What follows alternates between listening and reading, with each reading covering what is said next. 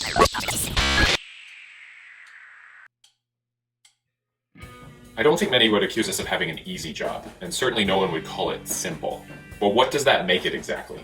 Complicated? Complex? Are those the same thing? For the purposes of our course, they're not. Complicated and complex are actually much different concepts. Let me break it down for you. Let's take, for example, something that is simple, but also not complex, like baking cookies. If you start with the same ingredients and you apply the same skills, you should always end up with cookies. There aren't a lot of steps, and it's fairly easy to do.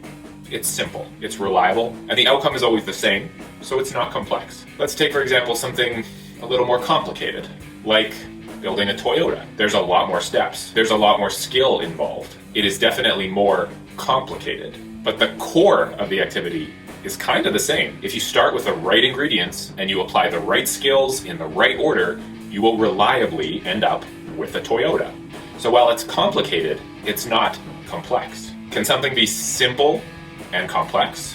I love hockey, but let's be honest here. It's not exactly a complicated game. It would only take a few minutes of watching to understand what the core objective is. Pretty simple game. But can you do the exact same thing over and over again and always expect to score a goal? Absolutely not. You're up against a dynamic team, a group of people that can counteract whatever your efforts may be. So you have to think on the fly. You can't expect the same things to be successful every time. Things are always changing, and you have to change your approach in order to be successful. Hockey is simple, but it's also complex.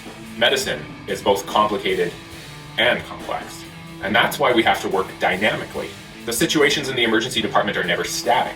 We can't expect the same approach to work with every patient. There's too much uncertainty. There are too many variables that are intertwined. There are too many objectives, and sometimes those objectives are directly opposing one another. To be successful in emergency, you have to work dynamically because you're facing such complexity. If you take a look at that list, you might start to wonder, is that my job description? The emergency department is primed for complexity.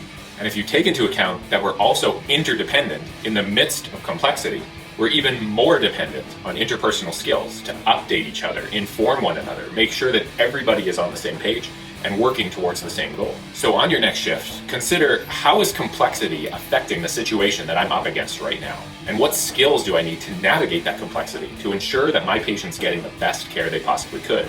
And not just from you, but from your entire team. And in the meantime, keep up the good work, because it takes a special human to be an emergency human.